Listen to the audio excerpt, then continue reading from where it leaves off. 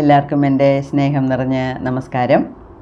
അപ്പം ഇന്ന് നമ്മൾ കാണാൻ പോകുന്നത് 190-ാമത്തെ എപ്പിസോഡാണ്. അപ്പം ഈ ബുക്കിലെ റിവ്യൂ സംബന്ധിച്ചവരെ 40-ാമത്തെ വീഡിയോ ആണ് നമ്മൾ കാണാൻ പോകുന്നത്. ഓക്കെ, ഇതിലും ഞാൻ നേരത്തെ പറഞ്ഞ പോലെ 12-ാമത്തെ അധ്യായം തന്നെയാണ്. പക്ഷേ ഇതോട് 12-ാമത്തെ അധ്യായം തീരും. എന്നുവെച്ചാൽ അതിനകത്തുള്ള കാര്യങ്ങളൊക്കെ ഒന്നിച്ചിട്ട് ഈ വീഡിയോയിൽ പറയാമെന്നാണ് ഞാൻ ഉദ്ദേശിക്കുന്നത്. ഓക്കെ, ഇപ്പം നേരത്തെ ഞാൻ പറഞ്ഞ പോലെ ഞാൻ സയൻറ്റിസ്റ്റ് അല്ല, അതുകൊണ്ട് എനിക്കിത് വേണ്ട എന്ന് തള്ളിക്കളയേണ്ട.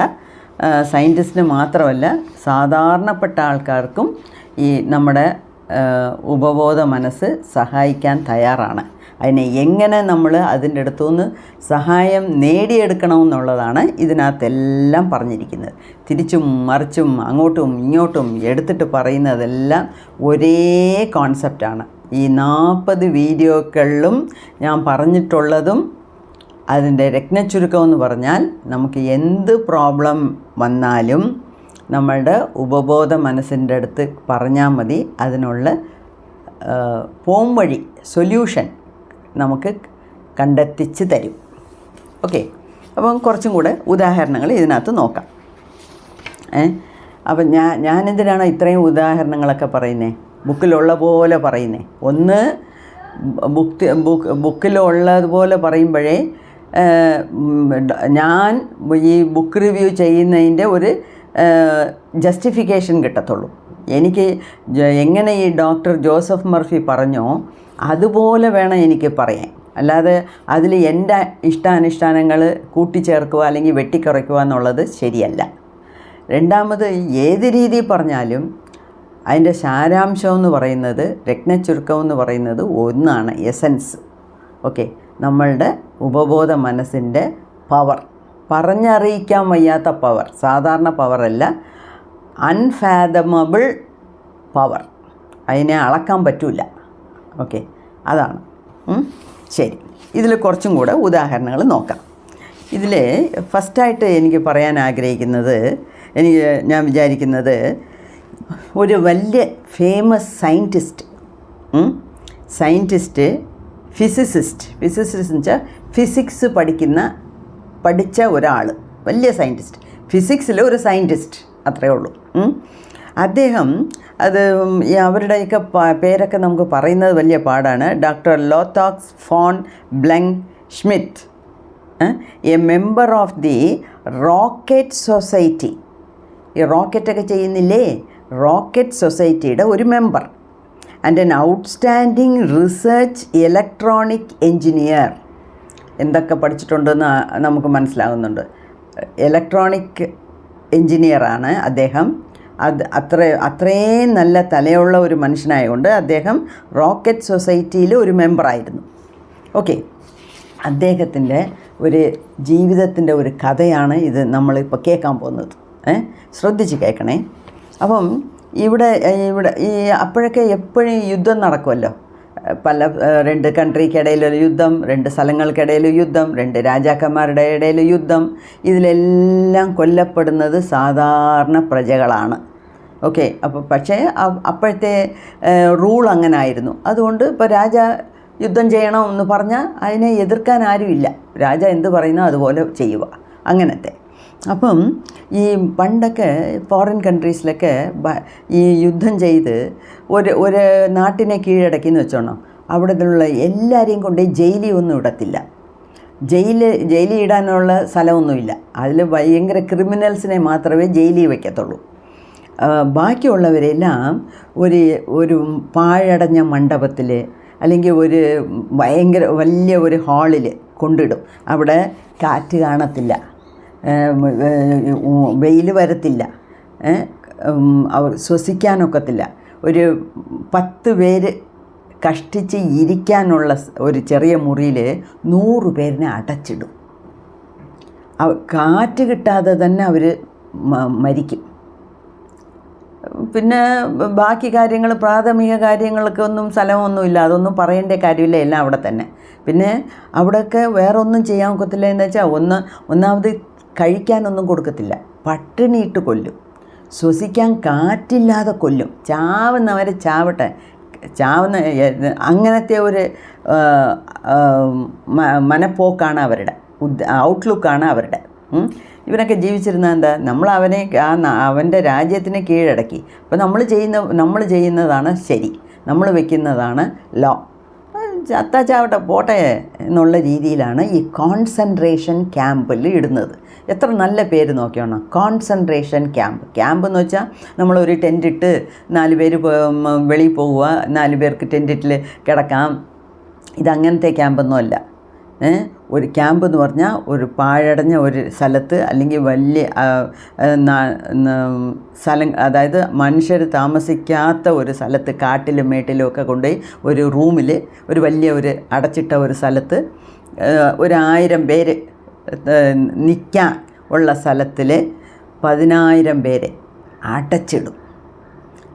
അത്രയ്ക്ക് തിക്കിത്തിരക്കിയുള്ളത് കൊണ്ടാണ് കോൺസെൻട്രേഷൻ എന്ന് പറയുന്നത്, കോൺസെൻട്രേഷൻ ക്യാമ്പ്.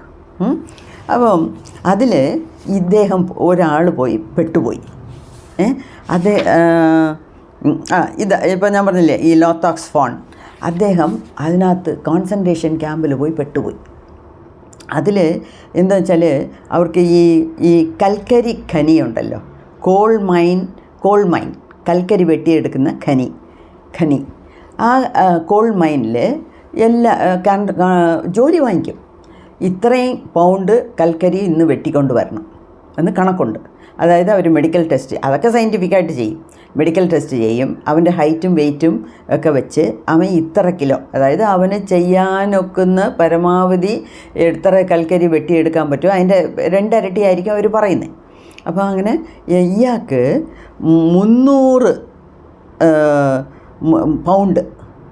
300 പൗണ്ട് എടയുള്ള കൽക്കരി ഇങ്ങേര് വെട്ടിക്കൊണ്ട് വരണം ഓരോ ദിവസവും. അത്രയും വെട്ടിക്കൊണ്ട് വന്നാൽ അദ്ദേഹത്തിന് ഇത്രയും ചോറ് കിട്ടും, ചാപ്പാട് ഇത്രയും കിട്ടും. അല്ലെങ്കിൽ അതുമില്ല, വെള്ളമില്ല കുടിക്കാൻ, ശ്വസിക്കാൻ കാറ്റില്ല, പിന്നല്ലേ വെള്ളം കുടിക്കാൻ, പിന്നല്ലേ വല്ലതും കഴിക്കാൻ.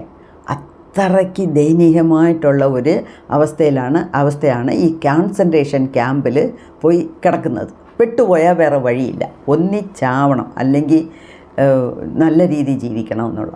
ഈ കോൺസെൻട്രേഷൻ ക്യാമ്പിലൊന്നും പെട്ടുപോകരുത്. പിന്നെ അതൊക്കെ അവരവരുടെ കർമ്മഫലം, അക്കാലത്ത് അതൊക്കെ ഉണ്ടായിരുന്നു. ഇപ്പം നമ്മൾ ജീവിക്കുന്ന പോലെ ഒന്നുമല്ല അക്കാലത്ത് കഷ്ടപ്പെട്ടത്. പിന്നെ അതുപോലെ ഈ ഓഫീസേഴ്സും ഭയങ്കര റഫ് ആൻഡ് ടഫായിരുന്നു.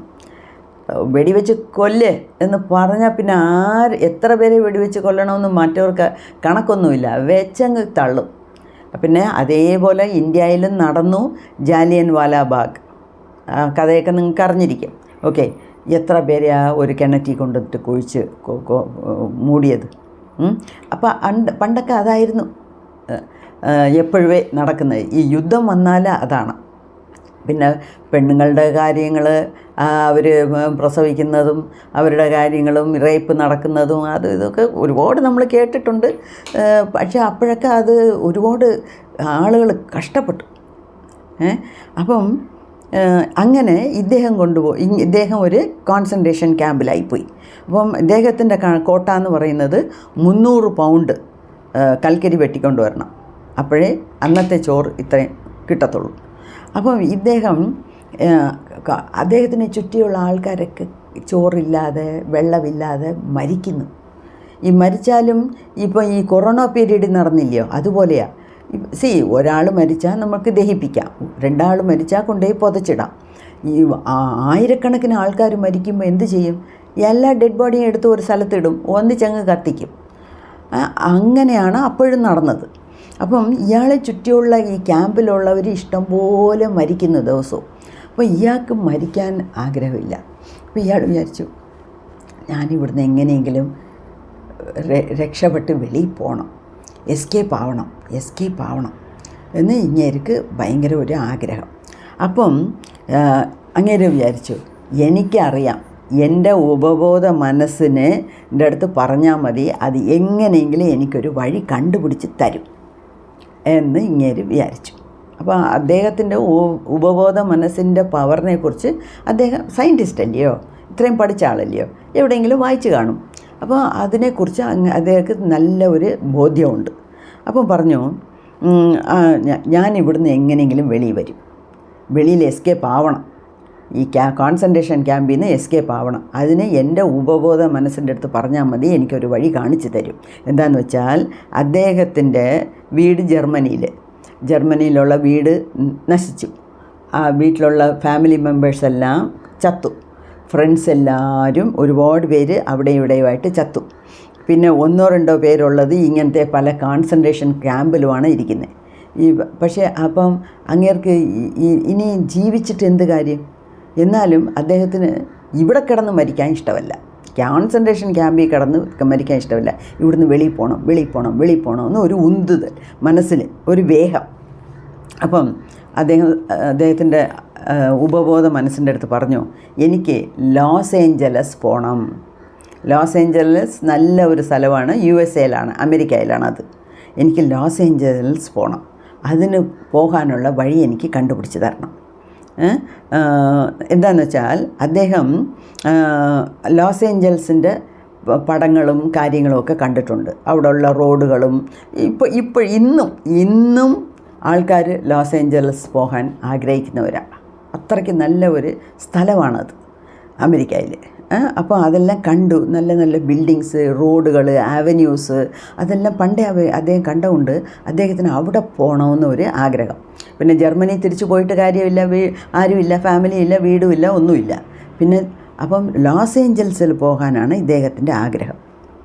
അതുമാത്രമല്ല, അദ്ദേഹം ഒരു ബെർലിൻ ജർമ്മനിയിലാണ്. ജർമ്മനിയിൽ അദ്ദേഹം ഇരിക്കുമ്പം ബെർലിൻ എന്നുള്ള ഒരു സ്ഥലത്ത് അദ്ദേഹം ഒരു അമേരിക്കൻ ഗേളിനെ കണ്ടു.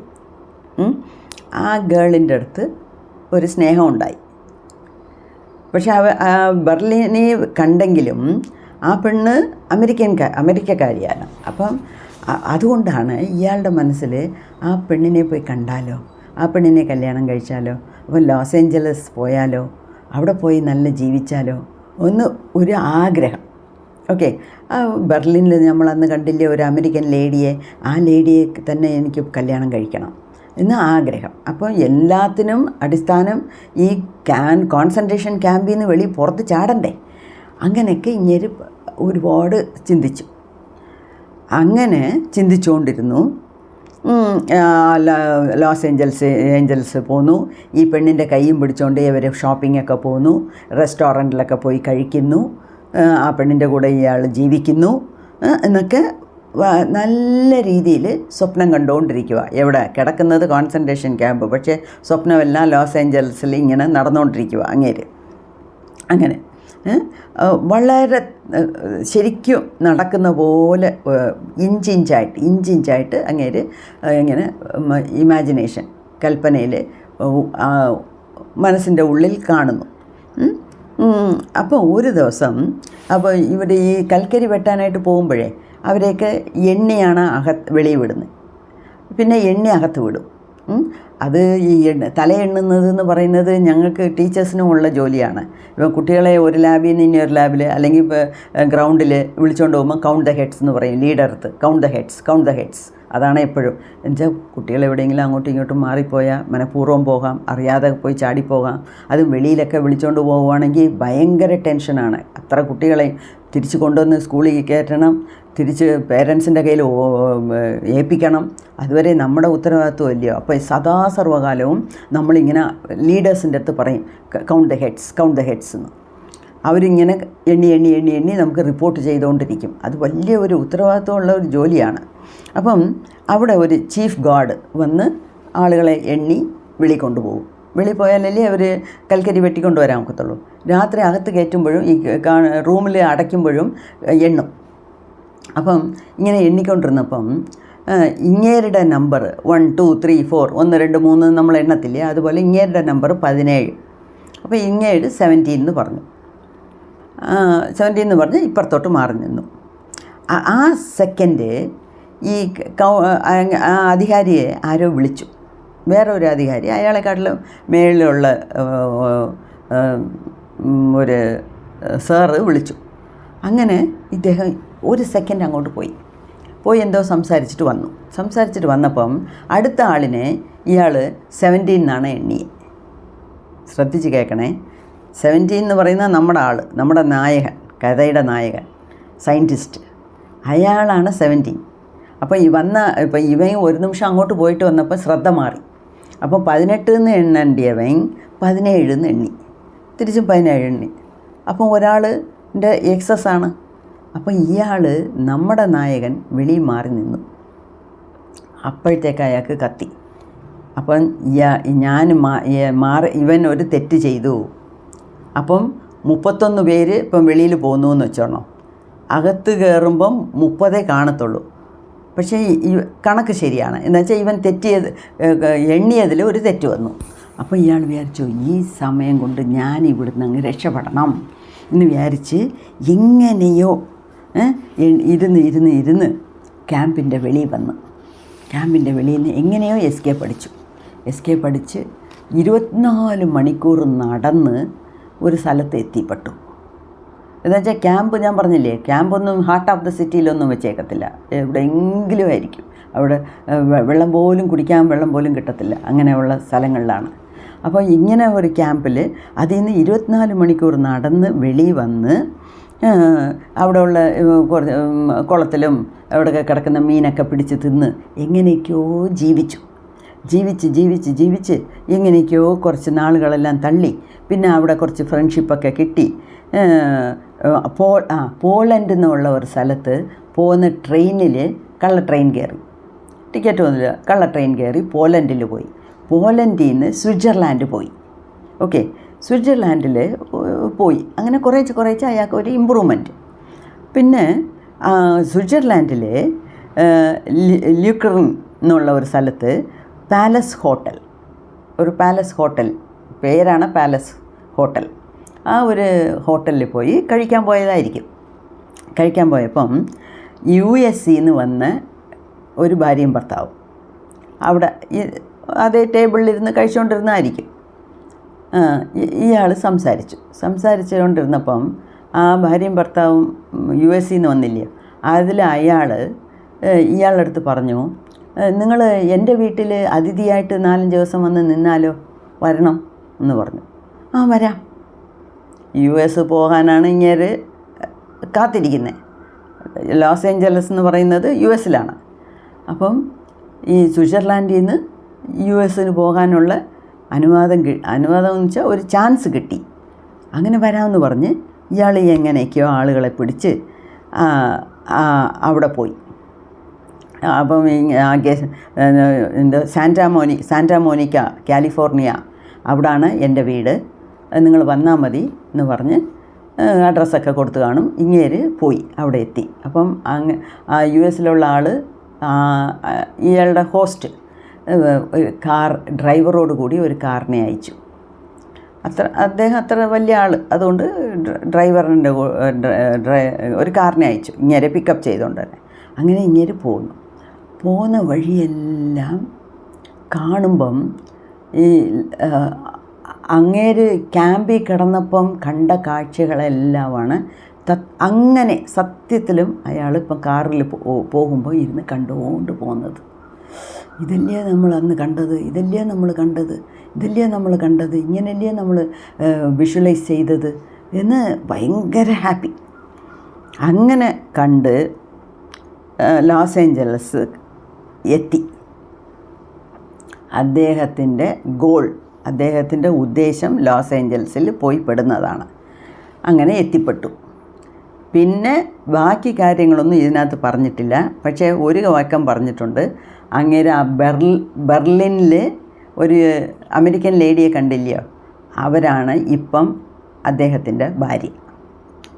അപ്പം നമുക്ക് കഥ മനസ്സിലാക്കാനുള്ളതേ ഉള്ളൂ. ബാക്കിയൊക്കെ നമുക്ക് ഇമാജിൻ ചെയ്യാനുള്ളതേ ഉള്ളൂ.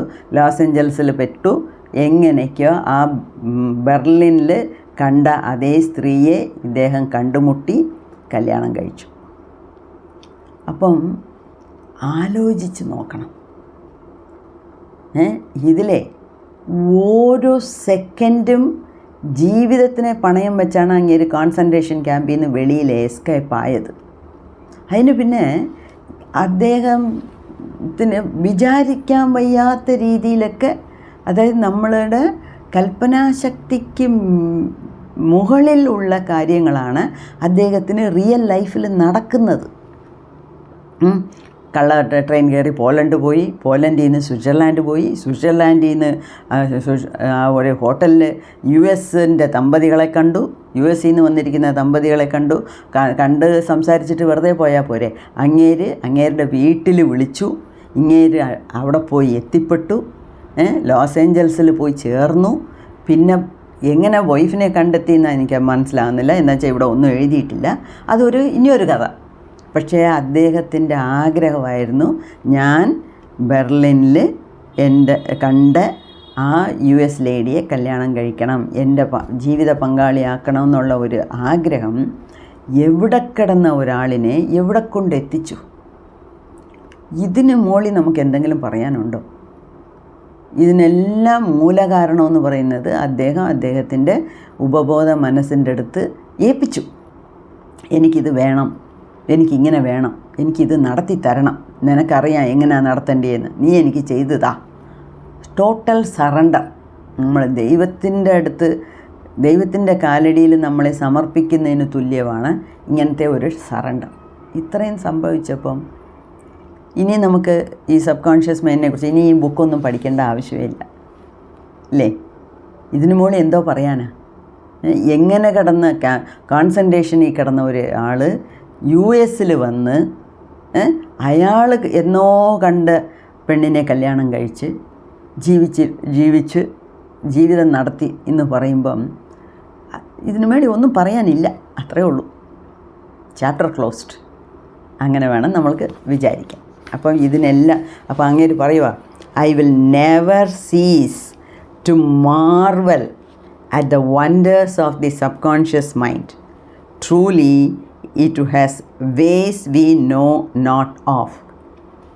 നമ്മൾ വിചാരിക്കാത്ത അളവിന് അതിനെ കൊണ്ട് നമുക്ക് കാര്യങ്ങൾ സാധിച്ചു തരാൻ പറ്റും എന്നാണ് പറഞ്ഞിരിക്കുന്നത്. അപ്പം അതൊരു കാര്യം. പിന്നെ വേറെ പല കാര്യങ്ങളും പറഞ്ഞിട്ടുണ്ട് ഡോക്ടർ മർഫി. അതായത് നിങ്ങൾക്കൊരു ഡിഫിക്കൽട്ട് ഡിസിഷൻ എടുക്കണമെന്നുണ്ടെങ്കിൽ ചിലപ്പം ഇപ്പം അമ്മ ഒന്ന് പറയും, അച്ഛൻ ഒന്ന് പറയും.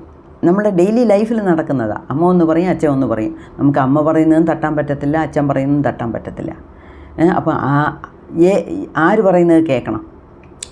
മിക്കവാറും അവർ രണ്ടുപേരും പറയുന്നത് ടോട്ടലി ഡിഫറെൻ്റ് ആയിരിക്കും. രണ്ടുപേർക്കും വ്യത്യസ്തമായിട്ടുള്ള അഭിപ്രായങ്ങളായിരിക്കും. അമ്മ പോകുമെന്ന് പറയും, അച്ഛൻ പോകണ്ടെന്ന് പറയും. അപ്പം ആര് പറയുന്നത് കേൾക്കണം എന്നുള്ള ഒരു ഡിഫിക്കൽട്ട് സിറ്റുവേഷൻ. അങ്ങനെ വരുമ്പം നമ്മളുടെ തലയെ ഇട്ട് പുണ്ണാക്കേണ്ട കാര്യമേ ഇല്ല. നമ്മുടെ കോൺഷ്യസ് മൈൻഡ് കൊണ്ട് ചിന്തിച്ച് തലയെ പുണ്ണാക്കേണ്ട കാര്യമേ ഇല്ല. നമ്മളുടെ ഉപബോധ മനസ്സിൻ്റെ അടുത്ത് പറഞ്ഞാൽ മതി, എൻ്റെ അമ്മ ഇങ്ങനെ പറയുന്നു, എൻ്റെ അച്ഛൻ ഇങ്ങനെ പറയുന്നു, എനിക്കൊരു തീരുമാനം എടുത്താകണം, നാളെ രാവിലെ 24 മണിക്കൂറിനകം എനിക്കൊരു തീരുമാനത്തിൽ എത്തണം, നീ തന്നെ എനിക്ക് വഴി കാണിയിട്ട് എന്ന് പറഞ്ഞിട്ട് കിടന്നാൽ മതി, നമുക്കത് കിട്ടും. ഓക്കെ. അപ്പം അതിൽ എന്തുവാന്ന് വെച്ചാൽ നേരത്തെയും ഒരു വീഡിയോയിലൊക്കെ പറഞ്ഞിട്ടുണ്ട്, simple way is the best. Simple way, easy way is the best, simple way is the best. True thinking is free from fear. True thinking എന്ന് വെച്ചാൽ എന്തുവാ? ആ ഉപബോധ മനസ്സിൻ്റെ അടുത്ത് നമ്മൾ സറണ്ടർ ആകുമ്പം അതിൽ പേടിയൊന്നും വേണ്ട. എന്തിനാണ് പേടിക്കുന്നത്? അതിൻ്റെ ആൻസർ നമുക്ക് എപ്പം കിട്ടണോ അപ്പം അത് കൊണ്ടുവന്ന് എത്തിച്ച് തരും. അങ്ങനെ ഒരു ടോട്ടൽ സറണ്ടർ ഭാവത്തിൽ നമ്മൾ ഇരുന്നാൽ കിട്ടേണ്ട സമയത്ത് അത് കിട്ടും, നടക്കേണ്ട സമയത്ത് നടക്കും. നമ്മുടെ ഉപബോധ മനസ്സ് നമ്മൾക്ക് അതിനെ വഴി കാണിച്ച് തന്നിരിക്കും. ഓക്കെ. ഇത്രയും ഇതിന് മുകളിൽ അടിച്ചുറച്ച് ആരെക്കൊണ്ട് പറയാനൊക്കും? ആ ദൈവം തമ്പുരാൻ വന്നാലും നമുക്ക് പോരാന്നുണ്ടെങ്കിൽ പിന്നെ നമുക്കൊന്നും ചെയ്യാനൊക്കത്തില്ല, ഇല്ല? അപ്പം ഇനിയൊരു കാര്യം, വേറെ ഇനിയൊരു ചെറിയ ഉദാഹരണം. ഈ കോൺസെൻട്രേഷൻ ക്യാമ്പിൽ നിന്ന് വെളിയിൽ വന്നതും ഇതുമൊക്കെ നമ്മളെ നെഞ്ചിനെ തൊട്ട ഒരു സംഗതികളാണ്. ഇനിയൊരു ചെറിയ കാര്യം, ഒരാൾ ഇൻട്രസ്റ്റിംഗ് ആയിട്ട് simple ways this is I once lost a valuable ring. അതായത് എന്ന് വിട്ടിരിക്കുന്നു. എന്ന് പറഞ്ഞാൽ അപ്പം മർഫിയുടെ കാര്യമാണ് പറയുന്നത്. അപ്പം അദ്ദേഹം വേറെ ആരും പറഞ്ഞതായിട്ടല്ല പറയുന്നത്. അപ്പം അദ്ദേഹത്തിൻ്റെ വലിയ ഒരു മോതിരം കളഞ്ഞുപോയി. അപ്പം അദ്ദേഹം പറഞ്ഞു, ഉറങ്ങാൻ നേരത്ത് ഉപബോധ മനസ്സിൻ്റെ അടുത്ത് പറഞ്ഞു, യു നോ ഓൾ തിങ്സ്, നിനക്ക് എല്ലാ കാര്യവും അറിയാം. You know where the ring is, എൻ്റെ ഈ മോതിരം എവിടെ ഉള്ളത്, ഇപ്പോൾ എവിടെ കിടക്കുന്നു എന്നുള്ളത് നിനക്കറിയാം. അപ്പം നീ വേണം എനിക്ക് പറഞ്ഞു തരാൻ, എനിക്ക് കാണിച്ചതാ എന്ന് പറഞ്ഞിട്ട് കിടന്നു. രാവിലെ എണ്ണിച്ച ഉടനെ അങ്ങേർക്ക് ഒരു ഉൾവിളി, എന്തുവാ, ആസ്ക് റോബർട്ട് എന്ന് പറഞ്ഞു. ആസ്ക് റോബർട്ട് എന്ന് പറഞ്ഞപ്പോൾ ഈ റോബർട്ട് എന്ന് പറയുന്നത് 9 വയസ്സ് കൊച്ചു ചെറുക്കൻ, അവരുടെ വീട്ടിലുള്ള പയ്യൻ. പോയി എൻ്റെ ഇത്രയും വലിയ റിങ്ങിന് റോബർട്ടിന് എന്തിനാണ് കേൾക്കുന്നത്, അവൻ കൊച്ചു പയ്യൻ, അവനെന്തോ അറിയാം, എന്തായാലും കേട്ട് കളയാം, എന്തായാലും എൻ്റെ മനസ്സ് പറഞ്ഞതാണല്ലോ എന്ന് പറഞ്ഞ് റോബർട്ടിനെ വിളിച്ചു. ഡേയ് മോനെ, നീ ഒരു ചെറിയ മോതിരം കണ്ടോ? ഞാൻ ഇന്നലെ വെളിയിൽ കളിച്ചപ്പം കണ്ടു, അത് എന്ത് സാധാരണ ഒരു മോതിരം, എന്തോ ഒരു സാധാരണ ഒരു സംഗതി എന്ന് വിചാരിച്ച് എന്തായാലും ഞാൻ അത് മേശപ്പുറത്ത് എടുത്ത് വെച്ചിട്ടുണ്ട് എന്ന് പറഞ്ഞു. അത് മതി. ആ കൊച്ച് കളിച്ചപ്പം കണ്ടതാ, അപ്പം കണ്ടിട്ട് അവിടെ തന്നെ കളഞ്ഞിരിക്കാം, അതിൻ്റെ മതിപ്പ് അറിഞ്ഞുകൂടാ, അതിൻ്റെ വാല്യൂ അറിഞ്ഞുകൂടാ, അതുകൊണ്ട് അവിടെ ഇട്ടേച്ച് വന്നെങ്കിലും ഓക്കെ, ഒന്നും ആയിരിക്കത്തില്ല, ഇയാൾക്ക് കിട്ടിയിരിക്കത്തില്ല. പക്ഷേ ആ കൊച്ചിൻ്റെ മനസ്സ് എന്തോ തോന്നി. ആ കൊച്ചിൻ്റെ മനസ്സിൽ തോന്നിപ്പിച്ചത് ഇങ്ങേരുടെ സബ് കോൺഷ്യസ് മൈൻഡാണ്. ആ പയ്യൻ്റെ റോബർട്ടിൻ്റെ സബ് കോൺഷ്യസ് മൈൻഡിൻ്റെ അടുത്ത് പറഞ്ഞ്, നീ എടുത്തോ, നീ ഇത് എടുത്തുകൊണ്ട് പോയി എന്തായിരുന്നാലും ഇത് സൂക്ഷിച്ച് ആ മേശപ്പുറത്ത് വെയ് എന്ന് തോന്നിപ്പിച്ച് ചെയ്യിപ്പിച്ചിരിക്കുന്നു. അത് ഇദ്ദേഹത്തിന് കിട്ടി. യെസ്, ഞാൻ ഇന്നലെ അത് എടുത്തു, അവിടെ മേശപ്പുറത്ത് വെച്ചിട്ടുണ്ട്, എൻ്റെ മുറിയിൽ മേശയുടെ പുറത്ത് വെച്ചിട്ടുണ്ട്. ഇത്രയും വലിയ ഒരു സംഭവമാണെന്ന് ഞാൻ വിചാരിച്ചില്ല. എന്നുവെച്ചാൽ അതിനെക്കുറിച്ച് എനിക്കൊന്നും അറിഞ്ഞൂടാ, എന്തായാലും ഞാൻ അവിടെ കൊണ്ടുവച്ചു. അതാണ് അങ്ങനെ അദ്ദേഹത്തിന് ആ വലിയ ഒരു മോതിരം അങ്ങേർക്ക് തിരിച്ചു കിട്ടി. അപ്പോൾ അതിനെ വിശ്വസിച്ചാൽ മതി. ഏതിനെ? നിങ്ങളുടെ ഉപബോധ മനസ്സിനെ വിശ്വസിച്ചാൽ എല്ലാം നടക്കും. ഓക്കെ, അത് നമ്മളെ സഹായിക്കും. ഓക്കെ, പിന്നെ അതേപോലെ ഒരാളിൻ്റെ അച്ഛൻ മരിച്ചപ്പം ഈ പ്രോപ്പർട്ടിയുടെ കാര്യത്തിൽ അങ്ങോട്ടും ഇങ്ങോട്ടും വാക്കുവാദം.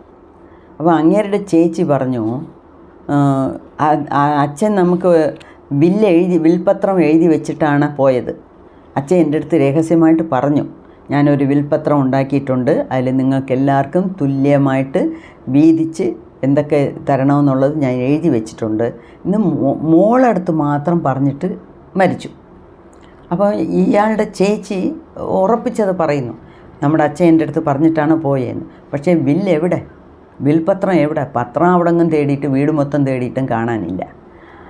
അങ്ങനെ അപ്പോൾ ഇങ്ങനെ ഉപബോധ മനസ്സിൻ്റെ അടുത്ത് പറഞ്ഞു, നിനക്കറിയാം എൻ്റെ അച്ഛൻ വില്ല് എഴുതിയിട്ടുണ്ടെങ്കിൽ അത് എവിടെ ഉണ്ടെന്ന് നിനക്കറിയാം, നീ എനിക്ക് കാണിച്ചു തരണം എന്ന് പറഞ്ഞിട്ട് കിടന്നു. കുറച്ച് കഴിഞ്ഞിട്ട് പോയപ്പം അടുത്ത ദിവസം എണ്ണിച്ചപ്പം ആ ഒരു ബാങ്കിനകത്ത് കയറി ചെല്ലണം എന്ന് അങ്ങേരുടെ ഉൾമനസ്സ് പറയുന്നു. ശരി, ഇന്ന് കയറി ചെന്നിട്ട് ഇദ്ദേഹത്തിൻ്റെ അച്ഛൻ്റെ പേര് പറഞ്ഞ് അദ്ദേഹത്തിൻ്റെ പേരിൽ ഏതെങ്കിലും ലോക്കറുണ്ടോ? ഉണ്ടല്ലോ ഇവിടെ. അങ്ങനെ ലോക്കർ തുറന്നപ്പോൾ അതിനകത്ത് വിൽപത്രമുണ്ട്. അതൊക്കെയാണ് സംഗതികൾ. അപ്പം ഈ ആക്ഷൻ, അതായത് അദ്ദേഹം പറഞ്ഞെന്ന് സബ് കോൺഷ്യസ് മൈൻഡിൻ്റെ അടുത്ത് എന്താ പറഞ്ഞെന്നോ, എന്താണ്ട് ഈ ആ വിൽപത്രം എവിടെ ഉള്ളത് നിനക്കറിയാം, ആൻസർ എനിക്കത് കാണിച്ചു താ, അല്ലെങ്കിൽ അതിൻ്റെ ഉത്തരം എനിക്ക് താ. വേർ ഇസ് ദ വിൽ എന്നുള്ള ചോദ്യത്തിൻ്റെ ആൻസർ എനിക്ക് വേണം. സോ ഇദ്ദേഹം ഉറങ്ങാറായപ്പം ആൻസർ എന്ന് മാത്രം പറഞ്ഞിട്ട് കിടന്നു. അപ്പോൾ പിറ്റേ ദിവസമാണ് രാവിലെ എണ്ണിച്ചപ്പം ഒരു ഭയങ്കര ഒരു ഉന്തുതൽ എന്ന് വെച്ചാൽ നമ്മൾ ഈ ബാങ്കിൽ പോ ഒന്ന്.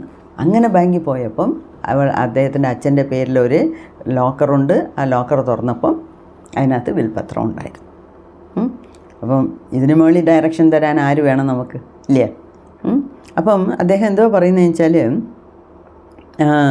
നമുക്ക് എന്ത് ഒരു ഡിസിഷൻ എടുക്കണമെങ്കിലും ചില വലിയ വലിയ ഡിസിഷൻസ് നമുക്ക് ചില സമയം എടുക്കേണ്ടി വരും.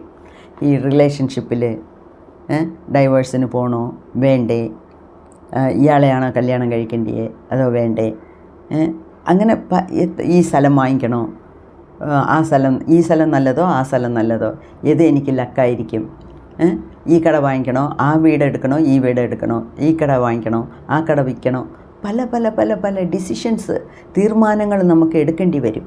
അപ്പോൾ അതൊക്കെ എടുക്കേണ്ടി വരുമ്പം നമ്മൾ ആളുകളുടെ അടുത്ത് പലതും ചോദിക്കണം, ഇല്ല എന്നല്ല. എന്നിട്ട് ഒടുക്കം നമ്മൾ സറണ്ടർ ആകേണ്ടത് നമ്മുടെ സബ് കോൺഷ്യസ് മൈൻഡിലാണ്.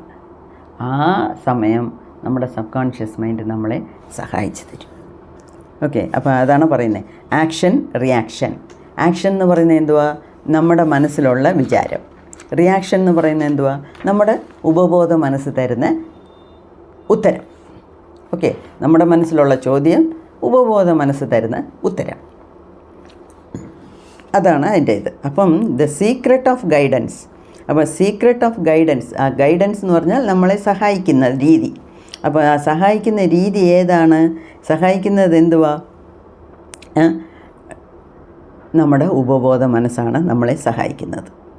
ഓക്കെ, അതിനെക്കുറിച്ച് തന്നെയാണ് ഇട്ടിരിക്കുന്നത്. ഓൾ വൈസ് ആൻഡ് ഓംനിപൊട്ടൻറ്റ്, എല്ലാ ഇൻഫിനിറ്റ് ഇൻ്റലിജൻസ്, ഇതൊക്കെ നമ്മൾ നേരത്തെ കണ്ടതാണ്. അതിനെക്കുറിച്ച് തന്നെയാണ് അദ്ദേഹം വീണ്ടും വീണ്ടും വീണ്ടും എഴുതിയിരിക്കുന്നത്. ഓക്കെ, സോ ഇങ്ങനെയാണ് വലിയ വലിയ ആൾക്കാരൊക്കെ അവരുടെ ജീവിതത്തിനെ പണയം വെച്ച് എസ്കേപ്പ് ആയതും നല്ല ജീവിത പങ്കാളിയെ കിട്ടിയതും സയൻറ്റിസ്റ്റുകളും വലിയ വലിയ മഹാന്കളും ഈ ലോകത്തിന് വേണ്ടി ഒരുപാട് കാര്യങ്ങൾ കണ്ടുപിടിച്ച് തന്നതും പറഞ്ഞു തന്നതും. ഇതിനെല്ലാം പിന്നിൽ ഉള്ളത് അവരുടെ ഉപബോധ മനസ്സിൻ്റെ ശക്തിയും അതിനെ അവരെങ്ങനെ പ്രയോജനപ്പെടുത്തി എന്നുള്ളതുമാണ് നമുക്ക് മനസ്സിലാക്കേണ്ടത്. അപ്പം അത് മനസ്സിലായാൽ നമ്മളും അതുപോലെ ചെയ്താൽ മതി. നമുക്ക് പിന്നെ ഒരു പ്രശ്നവും ഇല്ല.